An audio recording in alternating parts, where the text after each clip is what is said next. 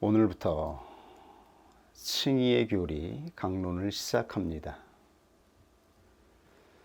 모든 법의 주인이시며 이 세상을 의롭게 통치하시는 하나님께서 어떻게 죄를 짓고 타락한 죄인의 죄를 사할 수 있는 것일까요? 무엇으로 하나님의 의를 만족시켜서 우리는 의로워져서 구원을 얻을 수 있을까요? 하나님이 단지 우리를 하나님의 아들이라 칭하면 우리가 구원을 얻을 수 있는 것인가요? 이것은 하나님의 거룩한 의와 성품에 맞지가 않는 것이지요. 반드시 하나님의 성품과 하나님이 다스리시는 질서에 부합한 의가 있어야만 사람은 의롭다라고 여겨질 수가 있는 것입니다.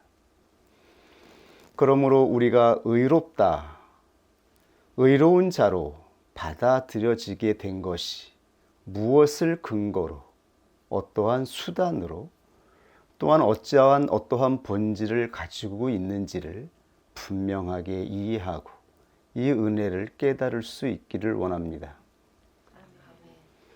우리가 이 칭의를 이해하기 위해서는 로마 교회가 가지고 있는 칭의의 본질이 무엇인지를 이해하는 데에서 알 수 있습니다. 로마 교회가 부패하고 타락한 데에는 바로 칭의 교리가 어긋난 데서부터 시작되고 있기 때문입니다. 그래서 종교 개혁가들은 로마 교회를 개혁하면서 어긋나고 삐뚤어진 이 칭의에 대한 교리를 재정립하여 개신교를 세우게 되었던 것입니다. 로마 교회는 칭의 교리를 성화의 교리와 결합하고 있습니다. 한 사람이 거듭나서 회심하게 되었을 때에 그 사람 내부에 이루어지는 존재의 변화, 의로워진 상태를 바로 칭의의 근거로 삼습니다. 그러므로 로마 교회가 말하는 칭의는 죄인된 인간이 회심으로 말미암아 그 죄인의 내부에 전혀 새로워진 성질, 의로워진 상태, 그리고 그 본질의 혁신에까지 이르는 그 본성의 변화까지 칭하는 것입니다. 바로 로마 교회는 이렇게 칭의의 교리를 정의하였습니다. 이것이 로마 교회를 부패하게 만든 교리의 핵심적인 본질이었습니다. 종교 개혁가들은 바로 여기에 교회의 타락과 부패가 있다라고 하는 것을 정확하게 바라보고 칭의의 교리를 새롭게 온전하게 정립한 것입니다. 물론 사람이 회심하여 하나님 앞에 헌신의 삶을 시작할 때에 그는 자신의 존재 내부 안에서 이루어지는 놀라운 변화를 경험할 수 있습니다. 이 놀라운 경험은 사람에 따라 정도의 차이는 있을 수 있겠지만 그는 전혀 자연적이지 않은, 즉 자신의 본성과 전혀 다른 새로운 상태를 경험합니다. 자신이 거룩해진 것처럼 그리고 성화된 것처럼 생각되는 어떠한 상태를 경험하게 되는 것입니다.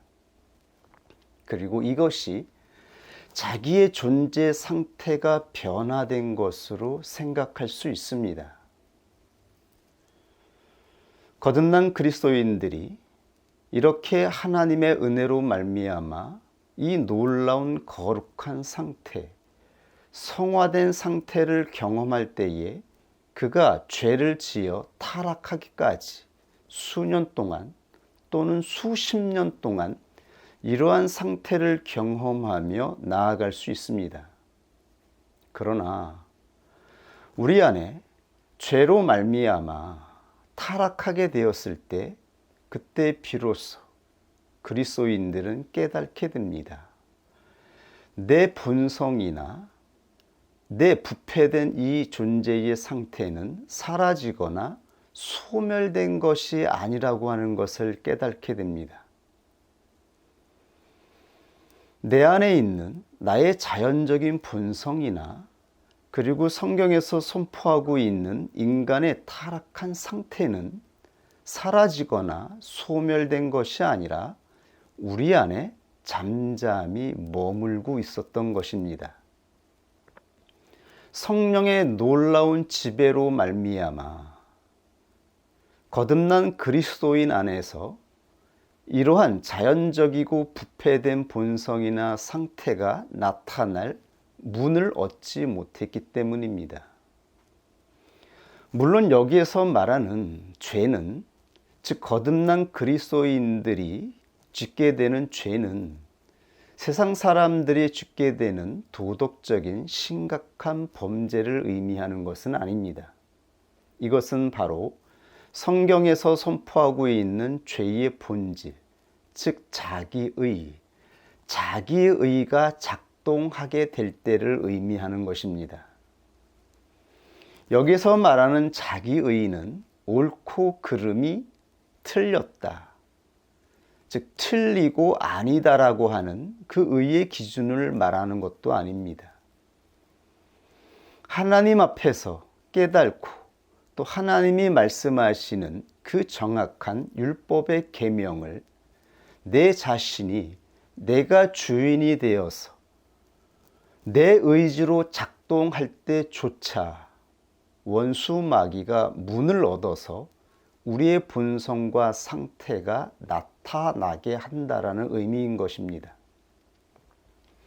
이때 그리스도인들은 깨닫게 되는 것입니다. 내가 변화되었다라고 생각한 그 상태, 거룩하고 성화되었다라고 했던 그 상태는 내 본성이나 내 존재의 상태가 변한 것이 아니라 바로 성령의 지배로 입혀진 것이었다라고 하는 것을 알게 되는 것입니다. 이렇게 성령의 지배로 그리스도인들은 새로운 상태로 입혀져서 경험되는 놀라운 경험을 가지고 하나님 앞에서 거룩함과 의로움과 하나님께서 보시는 그 놀라운 공의로운 품질을 경험하면서 이 은총을 가지고 살아가게 되는 것이지요. 그러나 자칫 우리가 우리의 의지를 사용할 때에, 즉 성령께서 다스리시는 그 상태를 벗어날 때에 언제든 우리 안에 머물고 있는 이 본성, 이 본성적인 상태가 작동할 수 있다라고 하는 것을 우리는 긴장하여 경계하게 되는 것이지요. 그리고 언제든 우리 안에 있는 성령은 우리가 하나님의 다스림 앞에 다시 겸손하게 부복할 때에 성령께서 성령의 지배로 입혀주셔서 하나님 앞에 은혜를 입은 자로 살아가게 되는 것, 그것이 바로 성경에 증거된 하나님께 의롭다 칭함을 받은 성도들의 삶임을 우리가 깨달을 수 있기를 원합니다. 구체적으로 성화의 교리에 대해서는 나중에 자세히 살펴보도록 하겠습니다. 오늘은 칭의의 본질에 대해서만 우리가 잘 깨닫고 인식할 수 있기를 원합니다. 그러므로 칭의는 칭의의 본질과 관련된 중요한 질문들이 몇 가지가 있습니다. 이 질문들을 통해서 우리는 칭의가 어떻게 이루어지는 것인지, 어떠한 본질을 가지고 있는지를 알 수가 있습니다. 하나는 칭의가 외적인 사역인가, 아니면 우리 내부의 사역인가 하는 것입니다. 이 말은 칭의는 외적으로 법정적으로 선포되는 것인가, 아니면 인간 내부에 있는 의를 말하는 것인가. 하나님께서 인간 안에 만들어 놓은 어떠한 새로운 의로운 품질을 말하는 것인가 라고 하는 것이지요. 칭의의 주체는 누구입니까? 칭의의 주체는 인간입니까? 하나님입니까? 칭의는 하나님께서 인간 내부에 만들어 놓은 의에 기초하고 있는 것입니까?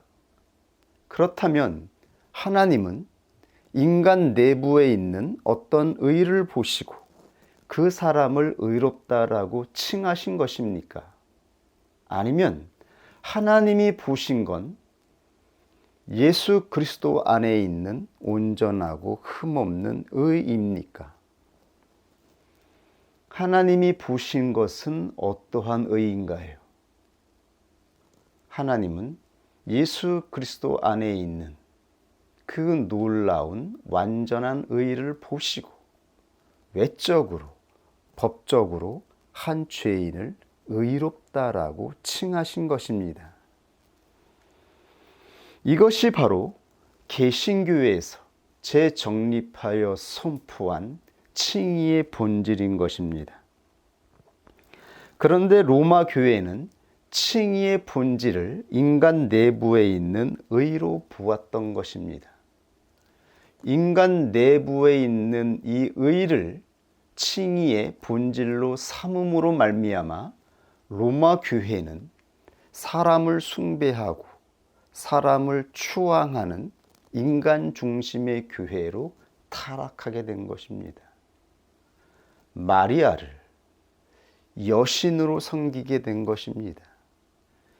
그리고 성자들의 공로를 그 의가 잉여, 즉 남은 것이 있다라고 하여서 성자들을 숭배하는 그러한 신앙의 타락이 발생한 것입니다. 사람 내부에 있는 의를 근거로 칭의의 본질을 삼았기 때문에 이 의를 가지고 살아간 자의 삶은 의로울 뿐만 아니라 그들이 남에게도 남겨줄 수 있는 의를 성취하였다라고 주장하게 된 것이죠.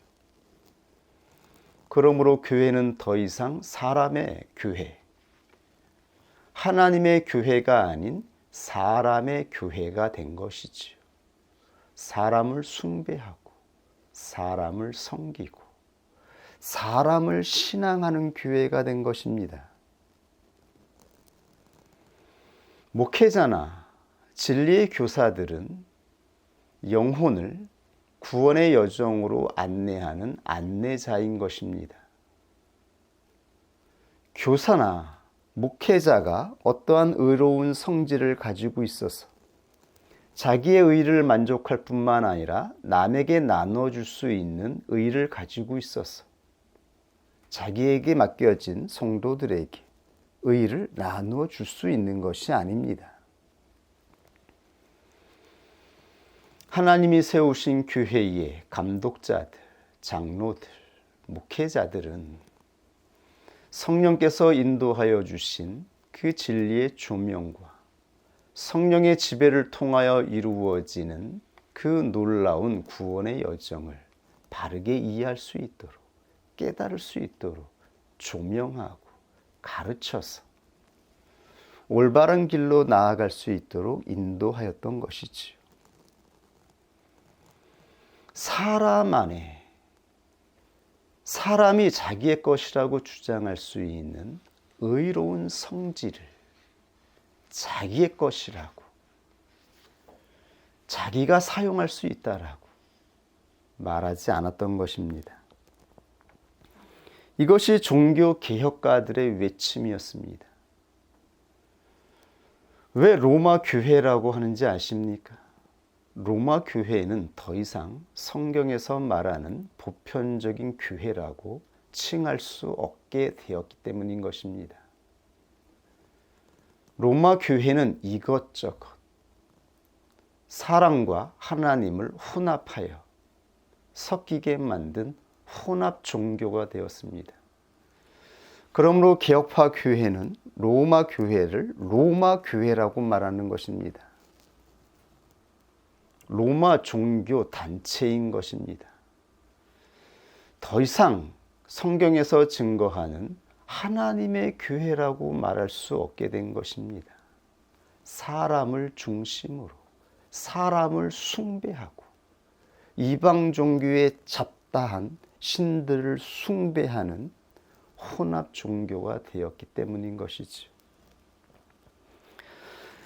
이러한 혼합되고 타락한 교회를 바로 개혁하기 위해서 종교 개혁가들이 성령을 통하여 하나님의 말씀을 외치게 되었을 때 그 핵심적인 교리가 바로 칭의 교리에 있었던 것입니다. 칭의는 바로 내적인 사역이 아니라 외적인 사역이며 그 주체는 사람이 아니라 하나님이시다.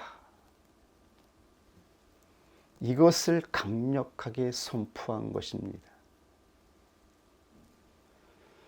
그러므로 로마 교회에서 분리된 새로운 전통, 칭의 교리로 세워진 교회를 개신교, 프로테스탄트, 개혁된 교회라고 부르는 것입니다. 우리는 개신교로서 개혁된 교회로서의 정체성을 가지고 있는 것입니다. 칭의의 본질은 죄인인 우리 안에 거룩해지는 성화에 기초한 것이 아닙니다. 성화는 우리 자신이 변하고 새로운 품질로 새롭게 되는 것이지요. 이것은 성화인 것입니다. 개신교는 이 칭의와 성화를 완전히 분리하여서 가르쳤습니다. 성화는 칭의의 결과로 이루어지는 성령께서 우리 안에서 이루는 새로운 상태로 가르쳤던 것입니다. 거룩해진 자들이 의롭다라고 받아들여지는 것이 아니라 하나님께 의롭게 된 자들이 성화되어 가는 것입니다. 이것이 바로 로마 교회와 개신교의 완전한 차이점입니다. 성경의 증거도 이것을 논증하고 있습니다. 시편 143편 2절에 다윗의 고백을 보십시오.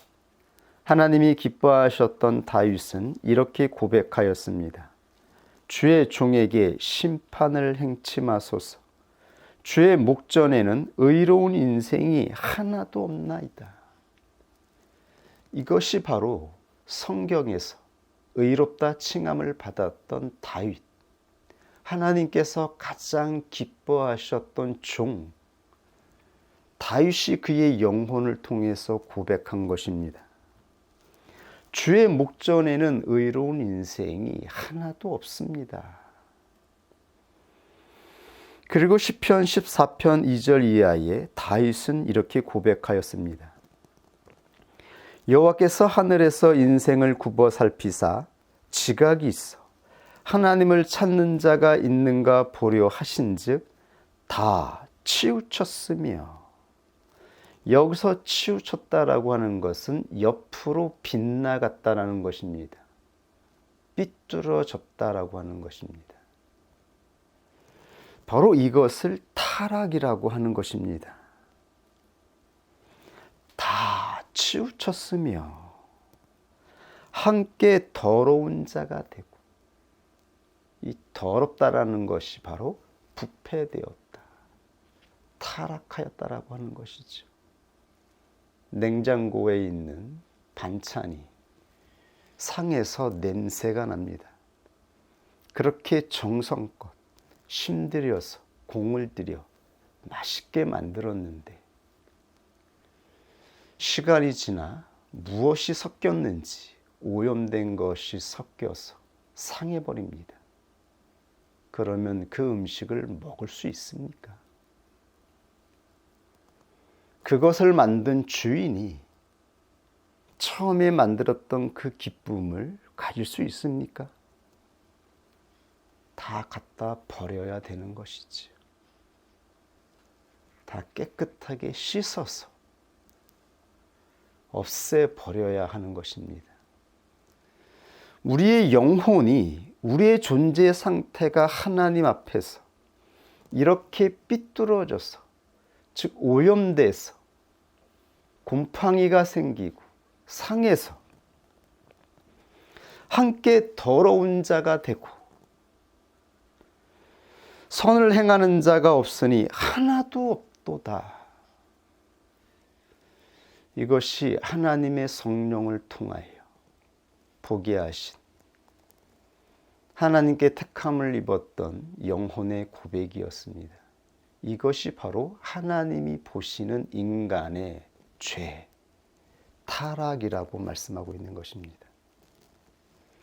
이러한 인간을 어떻게 하나님께서 다시 받아들일 수 있는가? 이것이 바로 칭의의 본질인 것입니다. 상하고 부패된 존재, 우리 인생 전부를 통하여 그 오염된 곰팡이가 생기는 그 근원을 그대로 가지고 있어서 끊임없이 상한 냄새를 풍기고 있는 이 타락한 존재를 어떻게 공평하신 하나님께서, 의로우신 하나님께서 다시 은총으로, 즉 기쁨으로 받아들여서 연합할 수 있는가? 이 문제의 본질을 다루고 있는 것입니다. 여러분, 타락한 음식을 다시 안 상한 상태로 깨끗하게 할 수 있는 방법이 있습니까? 되돌릴 수 있습니까?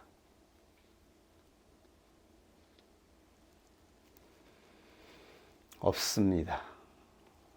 성경은 부패되고 타락한 것을 다시 되돌릴 방법이 없다라고 말씀하고 있는 것입니다.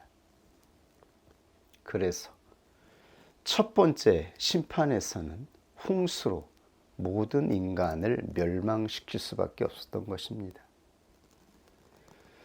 그러나 기묘막측하고 너무나 놀라운 비밀과 지식과 경륜을 가지고 있는 하나님께서, 하나님이 창조하신 인간을 다시 받아들이기 위해서 하나님은 이 놀라운 사람들을 의롭게 받아들일 수 있는 방법을 고안하신 것입니다. 여기에 놀라운 의의 본질이 있는 것입니다. 어떻게 죄인된 사람, 부패된 인간의 죄를 사하시고 다시 하나님 품에 받아들일 수 있을까? 이건 우리의 현재의 문제입니다. 우리의 상태의 문제이며 우리 자신의 지금의 문제인 것이죠. 그렇다면 이것으로 본질에 관한 핵심을 여러분들이 붙잡으시고 이 본질에서 의롭다 칭할 수 있는 근거는 무엇인가에 대해서 살펴보겠습니다. 그렇다면 하나님은 어떻게 이렇게 불경건한 자, 부패된 자를 의롭다라고 칭하시는가? 개신교의 견해는 오직 그리스도의 정가된 의로 말미암아 죄인된 사람을 의롭다 칭한다라고 말합니다. 이것이 바로 칭의의 유일하고 완전한 근거라고 선포합니다. 그리스도의 정가된 의에 기초하여 하나님은 죄인된 자를 의롭다라고 칭하시고 받아들이는 것입니다. 여기에서 가장 중요한 단어가 바로 정가입니다. 정가. 이 정가가 바로 종교개혁가들이 외친 가장 핵심적인 단어인 것입니다. 다시 두 번째 주제를 처음부터 시작할까요? 그렇다면 칭의의 근거는 무엇인가요? 우리가 살펴본 이 본질의 문제, 상하고 부패된 존재를 어떻게 의로우신 하나님께서 의로운 상태로 여기시고 다시 받아들일 수 있는 것인가요? 즉, 이 문제는 어떻게 하나님은 어떠한 방법으로 불경건한 자, 상한 냄새가 풍기고 도저히 옆에 가까이 내 앞에 두고 볼 수 없는 이 냄새 나는 이 존재의 상태를 의롭다라고 받아들일 수 있을까요? 여기에 대해서 개신교는 오직 예수 그리스도의 정가된 의로 죄인이 의롭게 여겨진다라고 말을 하는 것입니다. 하나님이 보시는 의는 사람 내부 안에 있는 의로운 품질이 아니라 바로 하나님은 예수 그리스도 안에 있는 완전한 의, 하나님이 기뻐하시는 그 온전한 의를 보시고 그 의를 정가받은 죄인을 받으신다라고 하는 것입니다. 여기에 핵심적인 단어가 바로 정가라는 단어입니다.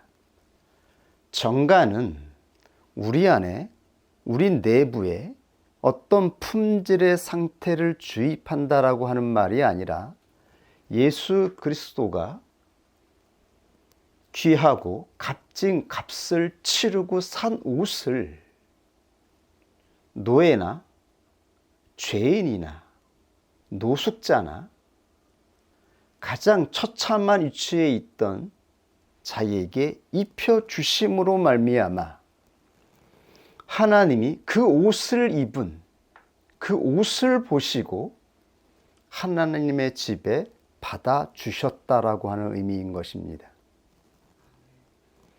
그런데 그 옷은 그 사람의 신분을 나타내는 옷입니다.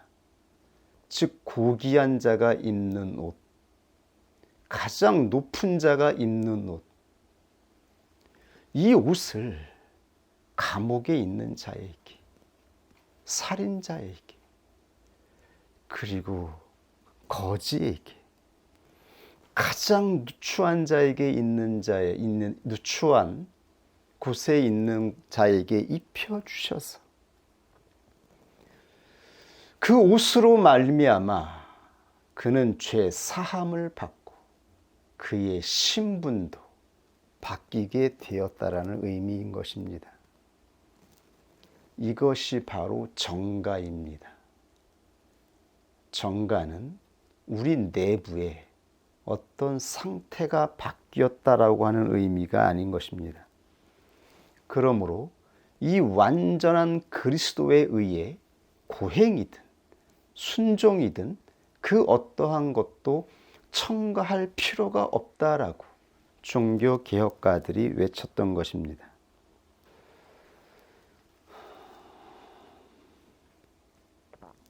그러므로 칭의는 오직 선물입니다. 칭의는 선물로 주어진 것입니다.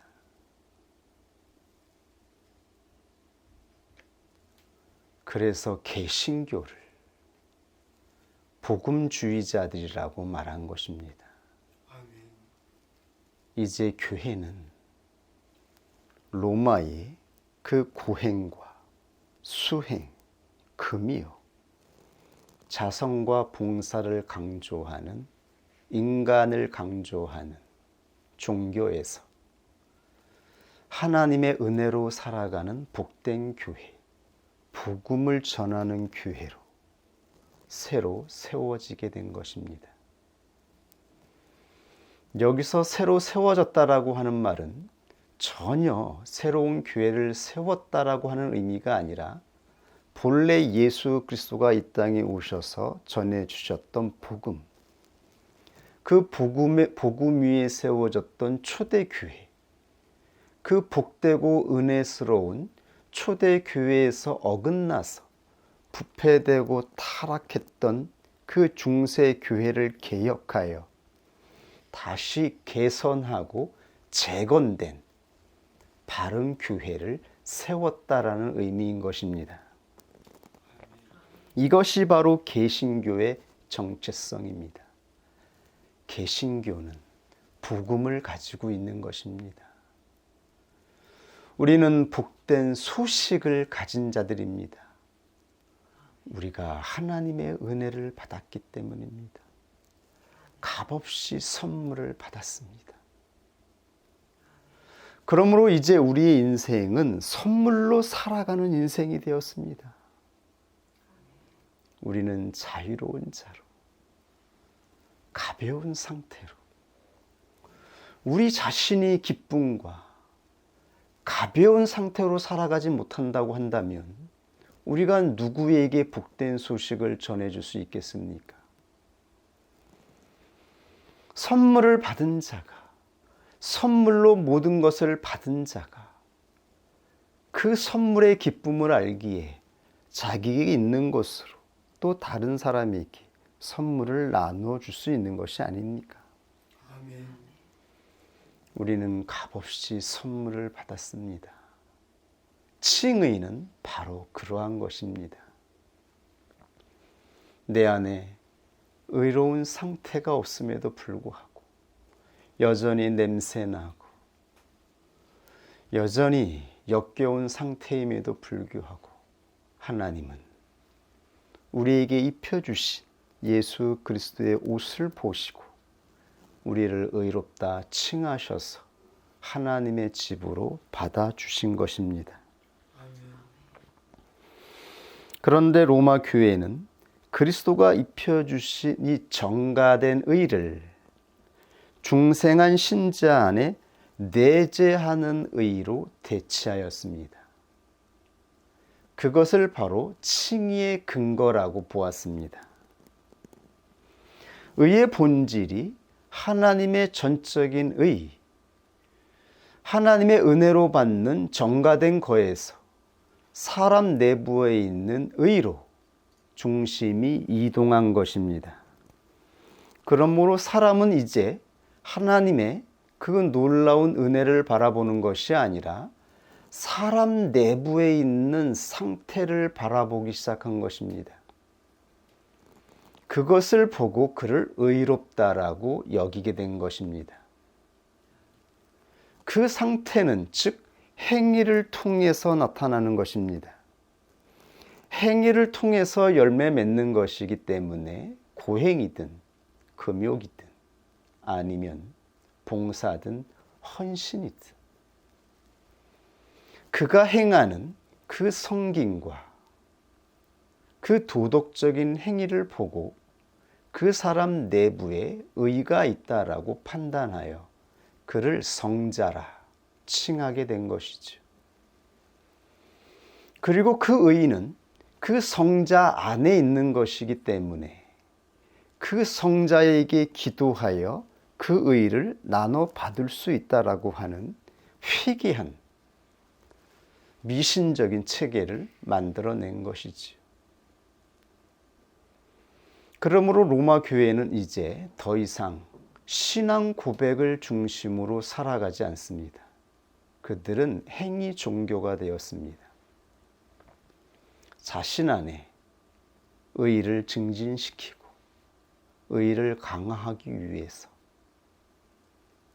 도덕적인 행위와 봉사와 성김의 삶을 살아가는 것으로 의롭다라고 하는 기준을 만들어낸 것이죠. 이것이 하나님 중심에서 사람 중심의 교회로 바뀐 로마 교회의 부패된 상태인 것입니다. 우리는 두 가지를 지금 살펴보았습니다.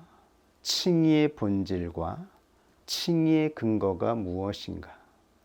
칭의의 근거는 사람 내부에 있는 의가 아니라 바로 예수 그리스도 안에 있는 완전한 의. 하나님은 이 의를 보셨다라고 하는 것이며 예수 그리스도는 자신이 이루신 이 의를 죄인에게 입혀주었습니다. 우리는 옷을 입은 것이지 우리의 본성이나 상태가 없어지거나 변한 것이 아닙니다. 우리는 은혜를 입어 성령의 지배 아래 있을 때에는 우리의 본성과 상태가 잠잠하여서 은혜로운 상태를 나타냅니다.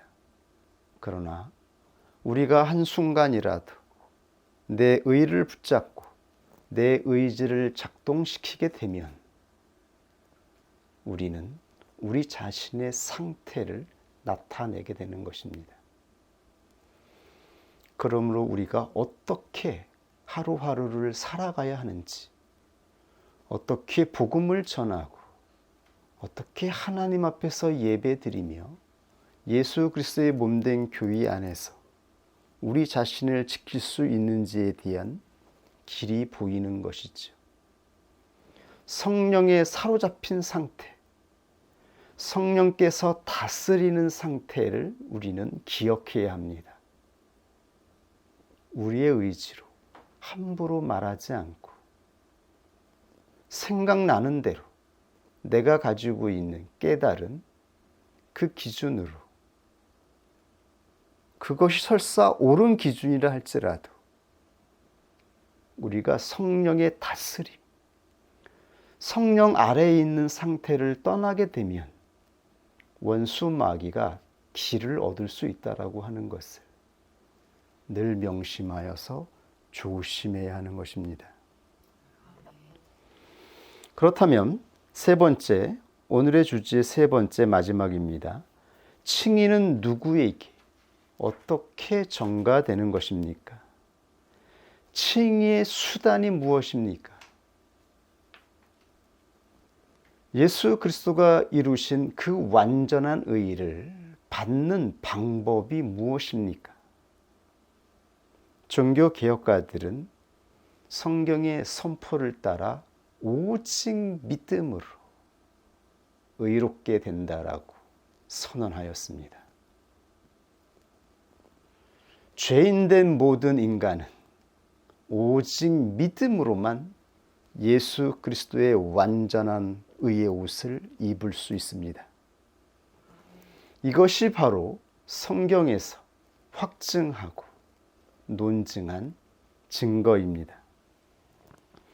사도 바울은 로마서 1장 17절 성령의 지배 안에서 이렇게 진리를 증거하였습니다. 복음에는, 즉 기쁜 소식, 하나님께서 죄인을 위해서 이루신 이 놀라운 은혜의 소식은 하나님의 의가 나타나서 하나님의 의가 이 땅에 나타났다라고 하는 것입니다.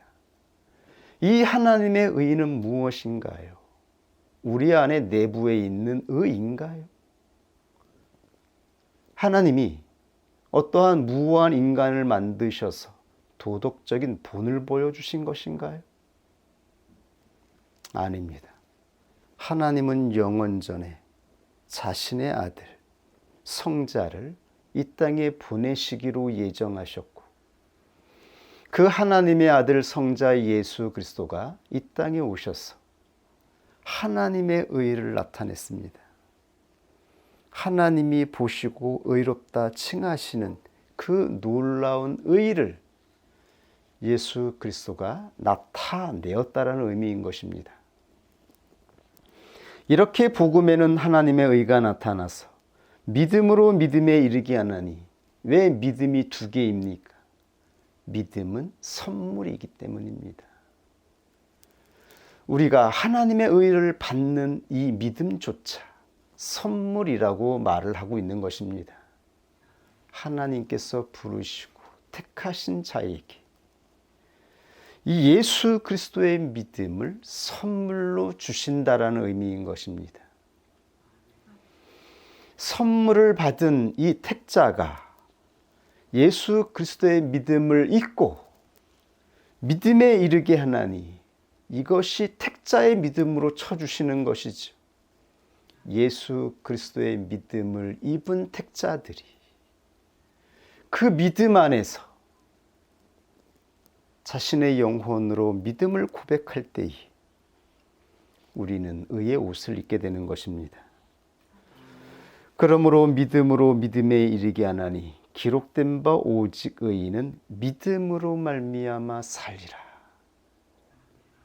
이제 선물을 받은 그리스도인, 의의 옷을 입은 그리스도인들이 성자 예수 그리스도가 하나님 앞에서 충성된 모습으로 부복하여 하나님의 뜻을 나타내는 것처럼 우리로 선물로 주신 이 의의 옷을 기뻐하고 자랑하면서 오직 우리의 입술로 성부 하나님과 성자 예수 그리스도와 성령께서 우리 안에 임하여 우리를 지배하고 있다라고 하는 이 놀라운 상태를 고백하며 이 은혜의 지배 아래서 충성하는 자로 살아가는 것입니다. 이것이 바로 성경에 증거된 믿음으로 살아가는 자들의 모습이며 태도였던 것입니다. 이들은 오직 믿음으로 의롭다 함을 받고 믿음으로 삶을 살아갔습니다. 이 인생을 하나님이 주신 선물로 기뻐하며 하나님을 자랑하고 하나님을 고백하며 살아갔던 것입니다. 그러므로 칭의는 우리 내부에 있는 어떠한 상태나 품질이 아니라 신뢰의 관계성에 근거하고 있는 것입니다. 이것은 관계성입니다. 신뢰로 묶여진 관계성에 근거하고 있는 것입니다. 그러므로 사도 바울은 성도들에게 항상 기뻐하고 쉬지 말고 기도하며 범사에 감사하라고 했습니다. 이것이 성도가 살아가는 마땅한 모습이라고 말씀하였던 것입니다. 만약 우리가 우리의 의지를 자랑하고 사람의 의지를 강조한다면 우리 인생이 다시 무거워지지 않겠습니까? 우리의 말을 듣는 자들이 그들이 다시 무거움을 느끼지 않겠습니까? 우리는 항상 기뻐하고 성령께서 우리 안에서 우리를 놓치지 않도록 우리를 잡아주시도록 늘 기도하며 감사하며 가벼운 자로 가볍게 살아가는 것입니다. 기쁨으로 살아가는 것입니다. 그리고 이 기쁨의 소식을 널리 전하는 것입니다. 그때 우리는 하나님의 기쁨이 되고 하나님의 자랑이 될 것입니다. 그러므로 교회가 절대로 잊어서는 안 되는 것, 잃어버려서는 안 되는 것, 즉 오직 은혜, 오직 믿음, 오직 성경입니다.